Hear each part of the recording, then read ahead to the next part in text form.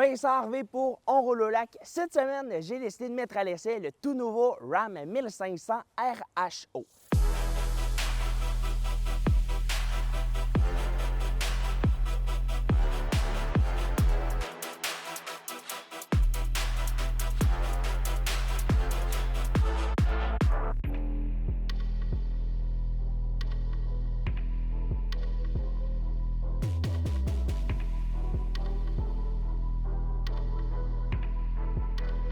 Lorsqu'on parle de camionnettes de performance, il y en a quelques-uns dans le segment. On peut tout de suite penser à Ford avec la gamme Raptor et Raptor R. On peut également penser à Ram qui avait apporté déjà en 2021 le Ram TRX. Et là, en 2025, on vient changer la formule. On n'a pas eu le choix de s'adapter aux normes et également de s'adapter au marché. On est venu changer cette motorisation et nous offrir le tout nouveau Ram RHO. On parle de présentation extérieure. Il y a quelques changements qui ont été faits par rapport au précédent TRX, mais somme toute, on conserve la même caricature, cette même emballage que l'on offrait dans le TRX avec quelques changements, comme par exemple cette signature lumineuse que je trouve particulièrement belle. On vient offrir également des jantes optionnelles de 18 pouces Bedlock qui lui donnent ce look vraiment très aventurier. Et vous aurez remarqué que ça n'a rien à voir avec un Ram 1500 conventionnel, que ce soit par les multiples prises d'aération de chaque côté, également sur les ailes, on aura quelque chose de très large à l'avant comme à l'arrière. Le capot qui est juste, lui, très immense, sportif également, avec cette grosse prise d'aération qu'on retrouvera à l'avant, avec les trois lumières qui sont bien emblématiques au TRX et au RHO. On aura aussi l'inscription Hurricane High Output, donc on aura compris que ce n'est malheureusement plus le V8 6,2 litres, mais plutôt la motorisation à 6 cylindres qui se retrouve sous le capot. Lorsqu'on continue maintenant sur le côté, les changements sont assez mineurs. On vient retirer par exemple le petit bouton que l'on obtenait sur la poignée de porte. Maintenant, ce sera un bouton qui sera tactile pour déverrouiller la portière. Mais encore une fois, les changements, si vous n'êtes pas un amateur ou vous n'êtes pas quelqu'un qui avait déjà connu le Ram TRX, bien, vous pourrez vous questionner tout simplement à savoir s'il s'agit d'un RHO ou d'un TRX. On peut continuer maintenant sur le côté, les gros marchepieds qui seront bien évidemment un petit peu plus pratiques, plus solides pour le hors-route et l'inscription RHO sur l'aile arrière qui définira quelle version on a. Et pour ce qui en est du Ram RHO, c'est un camion de performance, mais également d'aventure, hors route très poussé. On a la suspension Bilstein qui est juste incroyable sur cette camionnette-là et qui sera adaptative selon les différents modes de conduite que vous allez sélectionner dans le camion. On a aussi d'autres éléments qui seront ajoutés quant au Ram RHO, ce qui veut dire une toute nouvelle motorisation, le 6 cylindres de 3 litres Hurricane de 540 chevaux et 521 livres-pieds de couple. Donc là, tout de suite, je dois vous le dire, j'ai mis à l'essai pendant énormément de kilomètres le Ram TRX équipé de la motorisation V8 6,2 litres de 702 chevaux et on n'est pas pantoute à la même adresse si vous voulez mon avis au niveau de la performance. On vient vraiment se distinguer, mais il y a quelques changements qui sont assez intéressants et là, je pourrais vous en parler davantage au niveau de mon essai routier. Donc, on a fait le tour de la présentation avant et arrière. On se retrouve derrière pour parler capacité, mais également du design qui a changé. Et pour ce qui en est de la présentation derrière le Ram RHO, on a quelques changements par rapport à cette précédente génération du Ram TRX, mais c'est somme toute très simple comme changement. On a la signature lumineuse qui a été changée. Les ampoules sur les ailes sont maintenant en rouge plutôt qu'en orange, avec ici sous le panneau, donc ce qui peut être distinctif et on peut savoir clairement qu'il s'agit d'un Ram RHO. On a autres éléments également, le pare-choc qui est tout en noir mat, donc qui rappelle ce que l'on retrouve à l'avant et sur les contours d'ailes. On aura l'inscription Ram RHO et 4x4 sur ce même panneau et qui sera motorisé pour laisser la place à cette boîte de 5,7 pieds, donc pas une très grande caisse, mais pour vrai, ça fait très bien le travail. Quant à l'équipement maintenant, on aura la totalité de la capacité de remorquage à 8380 livres. Et vous aurez remarqué, on a des crochets de remorquage pour toutes les situations. Et on a également les embouts d'échappement pour laisser entendre la sonorité mécanique qui est bien différente du V8, c'est certain, mais ça a quand même son charme de 6 cylindres, c'est certain. Alors, on a fait le tour de la présentation à l'arrière du Ram RHO. La présentation extérieure est complétée. On va aller faire un tour à l'intérieur pour voir qu'est-ce qui se passe parce que sérieusement, ça n'a presque rien à voir avec un Ram TRX. Maintenant que je me retrouve derrière le volant du Ram 1500 RHO, je vous parle de la présentation intérieure parce que n'en demeure pas moins que chez Ram, c'est à mon sens, l'une des plus belles intérieures que l'on peut faire et dans l'ensemble de la gamme, que ce soit des versions d'entrée de gamme ou des versions très équipées comme je retrouve ici, la présentation est toujours soignée, premium. Dans ce cas-ci, bien évidemment, on vient relever la barre avec un aspect un petit peu plus sportif, donc des surpiqûres en rouge avec du piano noir, de l'aluminium brossé, et également un aspect fibre de carbone que je trouve particulièrement bien réussi.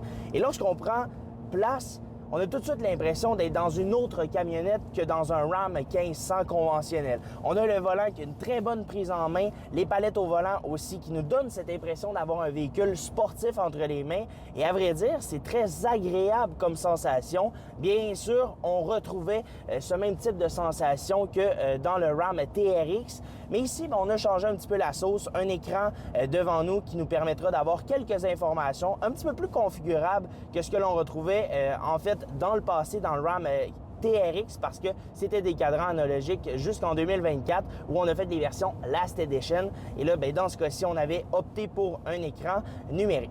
Pour ce qui en est de l'écran d'infodivertissement, elle est de 14 pouces, donc beaucoup plus grosse. Est-ce que c'est plus pratique? La vérité, c'est qu'à mon sens, je trouve que c'est un petit peu inutile dans la manière qu'on le fait du côté de chez Ram. On a juste agrandi l'écran pour y placer les boutons qui étaient à la base en bas. On les a mis directement dans cet écran-là. Est-ce que c'est plus pratique? C'est juste pour dire qu'on a une plus grosse écran que la compétition. C'est tout simplement ça. Pour ce qui en est de l'espace à bord, c'est très confortable, c'est très spacieux, autant au siège avant qu'au siège arrière. Vous aurez énormément de place et à vrai dire, c'est agréable parce que vous soyez assis à l'avant ou à l'arrière, les grands trajets ne sont aucunement longs. Les sièges chauffants, ventilés vous permettront d'être pleinement confortable et même les sièges massants. Mais là, ça vient rajouter un petit élément un petit peu plus confortable lorsqu'on fait de la grande route. Et à vrai dire, j'ai fortement apprécié cela.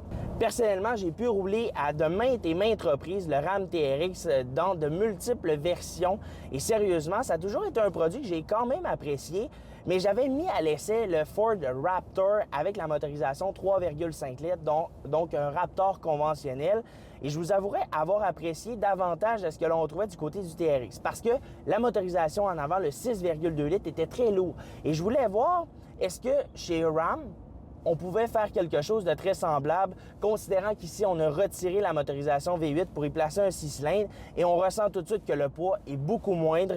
Bien évidemment, on n'aura pas les mêmes sensations de conduite, les mêmes sonorités mécaniques parce que on se fera pas de cachette. Un 8 cylindres, ça reste un 8 cylindres. C'est beaucoup plus impressionnant lorsque vous allez le démarrer, lorsque vous allez accélérer également. Mais ce 6 cylindres-là fait très bien le travail, beaucoup plus léger, donc la direction est à mon sens beaucoup plus précise, beaucoup moins lourd que ce que l'on trouvait par le passé. Et lorsque vous allez prendre par exemple une courbe un petit peu plus sportivement ou vous allez par exemple faire un saut avec la camionnette, vous allez ressentir qu'il n'a pas tendance à vouloir s'avancer vers l'avant, ce qu'on ressentait beaucoup avec un Ram TRX. Donc, c'est toutes ces choses-là que la motorisation 6 cylindres vient améliorer. On a une précision de la direction qui est avantagée parce que encore une fois, moins lourd, donc un petit peu plus de précision. Encore une fois, cette motorisation 6 cylindres, ce n'est pas pour tout le monde parce que au niveau de la sonorité mécanique, je vous le fais entendre à l'instant.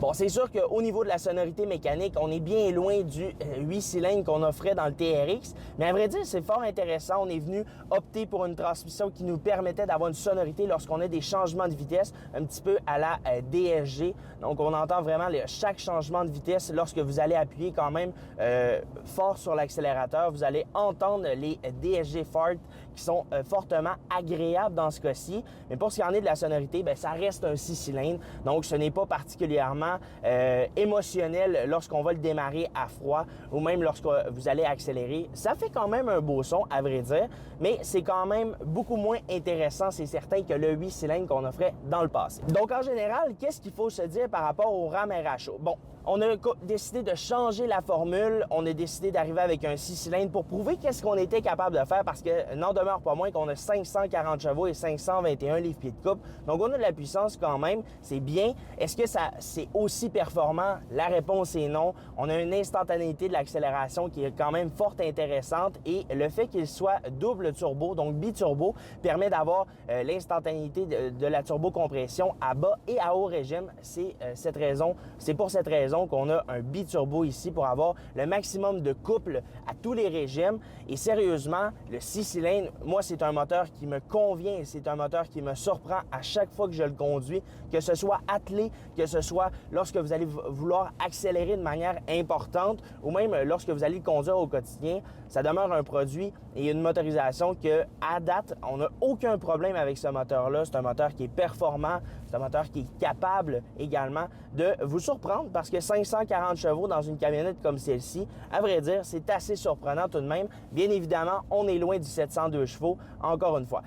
Je vous l'ai mentionné à quelques reprises, le Ram TRX, parce que du côté de chez Ram, ce qu'on a fait, c'est qu'on est arrivé avec ce Ram TRX qui nous offrait, qui était la camionnette finalement la plus impressionnante qu'il y avait sur le marché. Et ensuite, on est arrivé avec le RHO. Donc, on n'a pas fait à la formule Ford. Bien évidemment, on est arrivé avec des Raptor SVT. Et si l'on se compare avec des camionnettes un petit peu plus modernes comme on a actuellement, on est arrivé avec un Ford Raptor. Et ensuite, ben là, on est venu jumeler la version Raptor R qui là offrait une motorisation qui développait plus de 700 chevaux. Donc là, on avait habitué la clientèle à en avoir moins et ensuite, on en avait plus. Donc, c'est pas exactement la même stratégie chez Ram, mais bon, à vrai dire, c'est un produit qui est fort convaincant. Est-ce qu'on sera capable de transférer les clients qui possédaient un TRX à un RHO? Permettez-moi d'en douter. Personnellement, j'ai quelqu'un dans ma famille qui en possédait un. Je lui ai fait essayer et il me dit, ouais, il manque vraiment l'émotion. C'est un petit peu... La mention qu'il me fait, il me dit, il manque d'épices. Donc, j'ai pas le choix de dire que la vérité, c'est vrai. Il manque un petit peu d'épices sur cette camionnette-là si vous avez conduit le Ram TRX. Mais si vous n'avez jamais conduit ce camion-là, je vous dirais que le RHO est fort impressionnant. Est-ce qu'on arrive avec un prix qui est concurrentiel? On a un prix d'entrée qui va être aux alentours des 120 000 et vous allez pouvoir sélectionner de multiples options. Parce que dans cette camionnette-là, on n'a pas moins de 15 000 supplémentaires qui ont été ajoutés dans le camion ici. Donc, on arrive à 135 000 pour la camionnette qui se retrouve ici. Actuellement, ce que l'on fait du côté de chez Ram, on tente de les liquider le plus possible. Il reste quelques inventaires 2025 chez une grande majorité de concessionnaires. On a une charte de couleurs également qui est intéressante entre le noir, le blanc, le gris, le bleu, le rouge et même le vert que je trouve juste magnifique. L'une des couleurs qui, dans les camionnettes, me fait le plus triper, si je peux m'exprimer ainsi. Et à vrai dire, la camionnette RHO qu'on retrouve ici, c'est intéressant. Est-ce qu'on sera capable de migrer la clientèle, que ce soit du côté du Raptor à un RHO ou du TRX à un RHO?